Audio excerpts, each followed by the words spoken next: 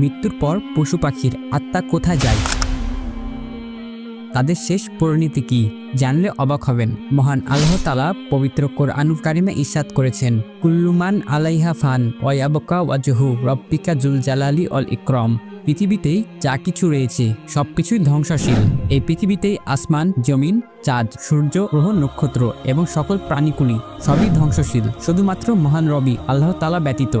এবং এই পৃথিবীর সকল প্রাণীকুলকে মৃত্যুর স্বাদ আচ্ছাদন করতেই হবে। মহান আল্লাহ তাআলা ইরশাদ করেন, কুল্লু নাফসিন যায়িকাতুল মাউত। প্রত্যেক প্রাণীকেই মৃত্যুর স্বাদ আচ্ছাদন করতেই হবে। সুপ্রিয় দর্শক, আপনি হয়তোবা মানুষের মৃত্যু দেখেছেন, কিভাবে মানুষের মৃত্যু আসে এবং কিভাবে মানুষের রূহ কবজ করা হয়। আমরা অনেক সময় দেখেছি মানুষের মৃত্যুর যন্ত্রণা অনেক ভয়াবহ হয়, আবার কারো বা মৃত্যুর যন্ত্রণা অতি সহজে হয়। কেননা মাউত বা সাকরাতুল মাউত মৃত্যুর যন্ত্রণা না, এটা মানুষের আমলের ওপরই নির্ভরশীল। সুতরাং লোকটি যদি ভালো হয় তাহলে তার রূহ কবজ করা খুবই সহজভাবে হয়, যদি লোকটি খারাপ হয় তাহলে তার রূহ কবজ করা অত্যন্ত কষ্টদায়ক হয়। কিন্তু আপনি কি জানেন প্রাণীদের আত্মা কিভাবে কবজ করা হয় এবং তারা মৃত্যুর সময় কি মানুষের মতোই মৃত্যুর যন্ত্রণা তথা সাকরাতুল মৌত ভোগ করে এবং তাদের রূহ কবজ করার পর তাদের রূহ কোথায় যায়? এই বিষয়ে জানতে ভিডিওটি শুরু থেকে শেষ পর্যন্ত দেখতে থাকুন। সুপ্রিয় দর্শক, বর্ণিত রয়েছে, একদা ইমাম জাফর সাদিক রাহিমাহুল্লাহ এর নিকট এসে এক ব্যক্তি জিজ্ঞেস করলেন, এই পৃথিবীতে তো মহান আল্লাহ তাআলা শুধু মাখলুকাত হিসাবে মানুষকে সৃষ্টি করেননি, বরং অসংখ্য অগণিত মাখলুকাত সৃষ্টি করেছেন, যা মানুষের তুলনায় বহুগুণ বৃদ্ধি পেয়েছে। কিন্তু আমরা সচরাচর দেখতে পাই যে সমস্ত প্রাণীগুলো অপমৃত্যু হয়, যেমন রোড অ্যাক্সিডেন্ট অথবা খাঁচায় বন্দি, ওই সকল প্রাণীগুলো মৃত্যুবরণের পর তাদের মৃত লাশ আমরা দেখতে পেলেও এই পৃথিবীতে অসংখ্য অগণিত সৃষ্টিজীবের মৃত্যুবরণের পর সচরাচর তাদের লাশ আমরা দেখতে পাই না কেন? ইমাম আবু জাফর সাদিক রাহিমাহুল্লাহ বলেন, মহান আল্লাহ তাআলাই এই পৃথিবীর নিজাম সুন্দর ও সুষ্ঠুভাবে পরিচালনা করার জন্য মানুষ ব্যতীত অন্যান্য প্রাণীকুলের নির্ধারিত মৌতের আগেই মহান আল্লাহ তাআলা তাদেরকে ইলহাম করে জানিয়ে দেন তাদের মৃত্যুর সময় ঘনিয়ে এসেছে। ফলে তারা লোকচক্ষুর আড়ালে গহীন জঙ্গলে অথবা কোনো গর্ত বা গুহায় বসে যায়। নির্দিষ্ট সময় পর্যন্ত তারা অপেক্ষা করে এবং সেখানে তাদের মৃত্যু হয়। ফলে সমস্ত লাশগুলো পচে গলে সমাজে দুর্গন্ধ ছড়ায় না, এতে মানুষের কষ্ট হয় না। এটি আল্লাহ তাআলার পক্ষ থেকে মানুষের প্রতি একটি বিশেষ দয়া ও অনুগ্রহ। ইহা একটি মহান রবের কুদরতের নিজাম। অন্যথায় প্রকৃতিগতভাবে যে সমস্ত অন্যান্য প্রাণীগুলো মৃত্যুবরণ করে, প্রতিনিয়তই তাদের লাশের দুর্গন্ধে এই পৃথিবী দুর্গন্ধযুক্ত হয়ে যেত।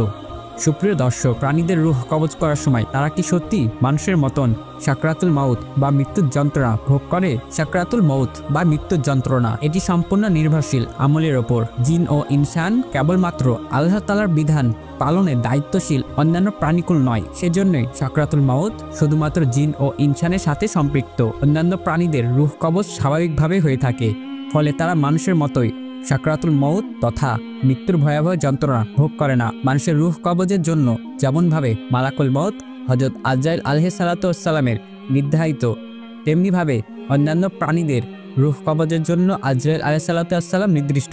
এই ব্যাপারে দুটি বর্ণনা রয়েছে। একটি বর্ণনা মতে জিন ও ইনসান ব্যতীত পৃথিবীর সমস্ত মাখলুকাত, সমস্ত প্রাণীকুল ততদিন বেঁচে থাকে যতদিন তারা আল্লাহ তাআলা তাসবিহ তাহলিল আদায় করতে থাকে।